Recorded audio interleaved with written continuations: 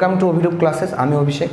আচ্ছা, আজকে তোমাদের ডেফিনিট ইন্টিগ্রেশনের কিছু এক্সারসাইজের কিছু অঙ্ক করাবো। আচ্ছা, যারা আগের ক্লাসটা করেছো তারা দেখেছো যে আগের ক্লাসে আমরা 8টা রুলস পড়েছিলাম ডেফিনিট ইন্টিগ্রেশনে। সেই রুলসগুলো ধীরে ধীরে অ্যাপ্লাই হবে এই ক্লাস তার পরবর্তী ক্লাসগুলোতে, ঠিক আছে?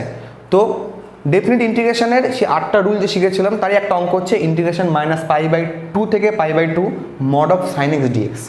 আচ্ছা, আমরা একটা রুল শিখেছিলাম যে integration a to b f of x dx এটা equal to integration a to c f of x dx plus integration c to b f of x dx হয়, যেখানে সিটা a আর b এর মাঝখানে belong করে। এই রুলটাই আমরা এখানে অ্যাপ্লাই করব।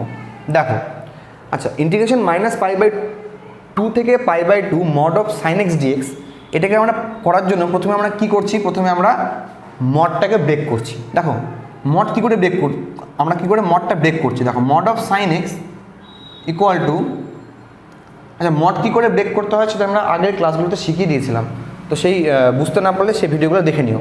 কী বলছে, mod of sin x-কে আমরা যদি ব্রেক করি এটা ইকুয়াল টু sin x হবে, কখন হবে, যদি x গ্রেটার দেন 0 হয়। mod of sin x equal to 0 হবে যদি x ইকুয়াল টু 0 হয়, মান বসিয়ে। আর mod of sin x equal to -sin x হবে যদি x লেস দেন 0 হয়। বুঝতে পেরেছ? আচ্ছা, এবার আমরা দেখো একটা জিনিস ভালো করে বুঝতে পারছি যে এক্সের মান 0-তে 0, বোঝো এক্সের মান 0-তে 0, এক্সের মান যখনই 0 থেকে বড় হয়ে গেল, এক্সের মান যখনই 0 থেকে বড় হয়ে গেল মানে এই সাইডটাতে, তখনই mod of sin x এর ভ্যালু কি দিচ্ছে, জাস্ট sin x। আবার বলছি যখন, আর mod of sin x equal to -sin x কখন, যখন x লেস দেন 0, তার মানে যখনই আমরা 0 থেকে লেফট হ্যান্ড সাইডের দিকে এগোতে থাকবো, অর্থাৎ যত আমরা নেগেটিভ ভ্যালু নেব তখনই mod of sin x এর ভ্যালু কী হয়, -sin x। আচ্ছা, লক্ষ্য করো এখানে ইন্টিগ্রেশন কী দিয়েছে, -π/2 থেকে π/2, তার মানে ধরে নিচ্ছি এখানে -π/2, এখানে π/2। দেখো এবার এই সূত্রটার অ্যাপ্লাইটা দেখো এই পুরো ইন্টিগ্রেশনটা -π/2 থেকে π/2 এর এই ইন্টিগ্রেশনটাকে আমরা যদি প্রথমে -π/2 থেকে 0 অবধি একটা ইন্টিগ্রেশন নিই আর 0 থেকে π/2 একটা ইন্টিগ্রেশন নিই, তাহলে আমাদের দুটো পোর্শনে ভাগ হয়ে গেল। সেটাই ঠিক এখানটা বলেছিল, কি বলেছিল, যে যদি a থেকে b এর মধ্যে ইন্টিগ্রেশন হয় তাহলে a আর b এর মাঝখানে একটা পয়েন্ট আমরা c পাবো। এই যে c পেয়েছি, যে কিনা a থেকে c একটা হবে আর c থেকে b একটা হবে। বুঝতে পেরেছো? সেটাই আমরা এখানে অ্যাপ্লাই করছি। দেখো এটা ইকুয়াল টু ইন্টিগ্রেশন -π/2 থেকে 0 mod of sin x dx, আর এটা কী করছি 0 থেকে π/2 mod of sin x dx। বুঝতে পেরেছ? আচ্ছা, কি বললাম, -π/2 থেকে 0, এখানে কি নেগেটিভ মানটা পাই আমরা, তাহলে mod of sin x এর মান এখানে কি -sin x, ইন্টিগ্রেশন -π/2 থেকে 0 dx। আরেকটা কি, mod of sin x এর মান 0 থেকে π/2 এর মধ্যে কত হয়, sin x, এটা হচ্ছে sin x dx 0 থেকে π/2। বুঝতে পেরেছ? আচ্ছা, নেক্সট দেখো ইকুয়াল টু sin x এর ইন্টিগ্রেশন কত হয়, -cos x, তোমরা জানো। তাহলে মাইনাস ক্যান্সেল আউট হয়ে গেল, তো কী হলো, cos x পড়ে থাকলো, cos x -π/2 থেকে 0, lower limit -π/2, upper limit 0, plus sin x এর ইন্টিগ্রেশন -cos x, তাহলে -cos x 0 থেকে π/2, লোয়ার লিমিট 0, আপার লিমিট π/2। বুঝতে পেরেছো? ব্যাস, এবার আমরা মান বসাবো। প্রথমে আপার লিমিট বসাতে হয়। আচ্ছা, আপার লিমিট cos 0 কত হবে, 1 মাইনাস cos of -π/2, দেখো cos of -π/2 plus cos of π/2 cos 0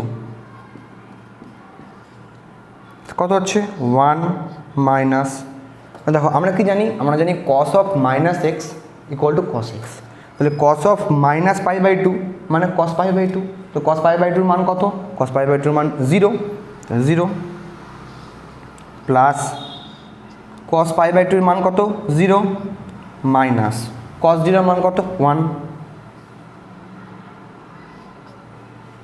আচ্ছা, এই মাইনাসটা এখানে ছিল যেহেতু, তার জন্য এখানে একটা প্লাস হবে। দেখো কেন, কারণ আচ্ছা এই মানে খেয়াল করো তো কি বলছি, minus cos pi by two. আচ্ছা মাইনাস কস এক্সে আমি প্রথমে মান বসাচ্ছি পাই বাই টু, তাহলে কত হচ্ছে minus cos pi by two, minus cos pi by two, তারপরে মাইনাস বসাতে হয়, তারপরে এই মাইনাস বসালাম, তারপরে এর মধ্যে আবার জিরো মান বসাবো, আপার limit minus lower limit, zero বসালে কত হবে মাইনাস কস জিরো।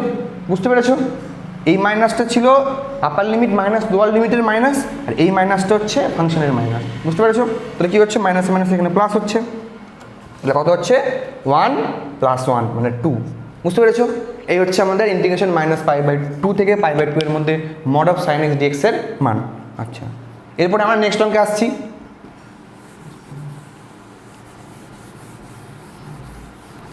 নেক্সট অঙ্কটা কি বলেছে দেখো, নেক্সট অঙ্কটা বলেছে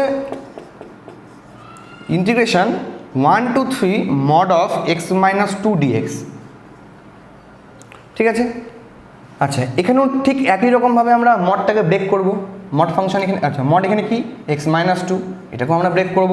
খেয়াল করো মড অফ x minus 2কে ব্রেক করলে এটা x minus 2 হবে, কখন হবে যখন x greater than 2। Mod of x minus 2 0 হবে কখন, যখন x equal to 2। x এর মান যদি আমি 2 পুট করি তাহলে 0 হবে। আর মড অফ x minus 2 হবে মাইনাস অফ x minus 2, কখন হবে যখন x less than 2। ঠিক আছে, এই হচ্ছে মড ফাংশনটাকে আমরা ব্রেক করলাম। তাহলে দেখো ভালো করে খেয়াল করো এইখানটাতে,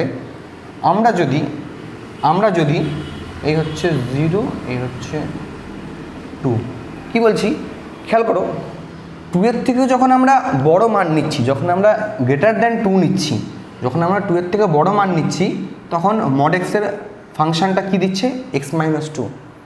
2 এর থেকে যখন ছোট মান নিচ্ছি তখন মড এক্স ফাংশনটা কী মান দিচ্ছে মাইনাস অফ x minus 2। তার মানে কি 2কে 2 এর ওই সাইডে মড এক্সের একটা আলাদা value, mod of x minus 2 এর একটা আলাদা ভ্যালু, আর 2 এর লেফট হ্যান্ড সাইডে একটা আলাদা ভ্যালু। ঠিক এই জন্যই আমরা কি করব, এই যে বলেছিলাম যে ইন্টিগ্রেশন আমরা ব্রেক করতে পারি, ঠিক সেই কারণেই আমরা 1 to 3 ঠিক সেই কারণে আমরা 1 to 3 এই ইন্টিগ্রেশনটাকে দুটো পার্টে ভাগ করব। কি একটা 1 থেকে 2, একটা 2 থেকে 3। বুঝতে পেরেছো, আচ্ছা ঠিক সেই জন্যে আমরা এখানে এই রুলটা অ্যাপ্লাই করলাম। কি করছি 1 to 2 mod of x minus 2 dx plus integration 2 to 3 mod of x minus 2 dx। আশা করি তোমরা সবাই বুঝতে পেরেছো। আচ্ছা কি বলছি 1 to 2 মানে 1 থেকে 2 এর মধ্যে মড x এর মান কি হয় লেস দেন 2, মানে এইটা minus of x minus 2 dx plus 2 থেকে 3 এর মধ্যে মড অফ x minus 2 এর ভ্যালু কি হয় জাস্ট x minus 2 dx। ব্যাস এবার পাতি ইন্টিগ্রেশন করে আমরা মান বসাবো মাইনাস। আচ্ছা বলো দেখি এখানে আছে x dx এর ইন্টিগ্রেশন কত হয় x square by 2 minus 2 dx এর ইন্টিগ্রেশন কত হয় 2x। এগুলো তোমরা সব ইনডিফিনিট ইন্টিগ্রালে পড়েছো, upper limit 2 lower limit 1 plus সিমিলারভাবে x dx এর ইন্টিগ্রেশন কত x square by 2 minus 2 dx এর ইন্টিগ্রেশন কত 2x, লোয়ার লিমিট 2 আপার লিমিট 3। বুঝতে পেরেছো, এবার আমরা মান বসাবো। প্রথমে আপার লিমিটের মান বসাতে হয়, আপার লিমিট কত এখানে 2, তাহলে 2 স্কোয়ার মানে 4, তো মানে 4 বাই 2 মাইনাস 2 ইন্টু 2 4 মাইনাস কী করবো লোয়ার লিমিটের মান বসাবো, লোয়ার লিমিট কত 1 স্কোয়ার মানে 1 by 2 minus 2 into 1 2 clear, plus upper limit কত 3, তাহলে 3 স্কোয়ার বসবে, 3 স্কোয়ার মানে 9 বাই 2 মাইনাস এখানে 3 বসবে 2 ইন্টু 3 মানে কত 6। আশা করি তোমরা সবাই ক্যালকুলেশনগুলো বুঝতে পারছো। মাইনাস লোয়ার লিমিটের মান কত 2 বসাবো, 2 স্কোয়ার মানে 4 বাই 2 মাইনাস 2 ইন্টু 2 4। ঠিক আছে, ইকুয়াল টু মাইনাস 4 বাই 2 কত হয় 2 মাইনাস 4 মাইনাস হাফ মাইনাস মাইনাসে প্লাস 2 প্লাস 9 বাই 2 মাইনাস 6 -2, 4/2 যেহেতু 2 হয়, আর মাইনাসে মাইনাসে +4, ঠিক আছে। আচ্ছা, এরপর থেকে আমরা এখানটা করছি। আচ্ছা, এরপরে কত আসছে দেখো, এরপর থেকে করছি ইকুয়াল টু মাইনাস অফ 2 - 4 -2 -½ +2, অর্থাৎ +2 আর -2 ক্যান্সেল আউট হয়ে গেল।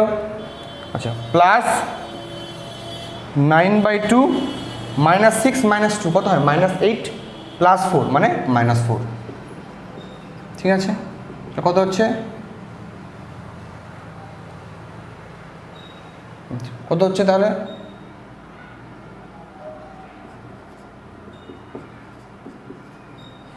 এক সেকেন্ড, এক্স এর মান বসিয়েছি 2, তাহলে 4/2। আচ্ছা, এখানে একটা মাইনাস রয়ে গেছে না, আচ্ছা এখানে একটা মাইনাস রয়ে গেছে, আচ্ছা ওই মাইনাসটা আমরা কোথাও করি না। আচ্ছা, 9/2 মাইনাসে মাইনাসে প্লাস, তাহলে কত হচ্ছে 10/2 -4 মানে হচ্ছে 5 - 4 which is equal to 1। তাহলে বুঝতে পেরেছো, এই হচ্ছে আমাদের সেই ফর্মুলার দুটো অঙ্ক।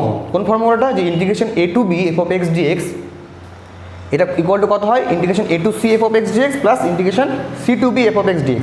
আচ্ছা, নেক্সট ক্লাসগুলোতে আমরা আরও যে রুলসগুলো ছিল তার কাউন্টার এক্সাম্পলগুলো করবো। আচ্ছা, থ্যাংক ইউ।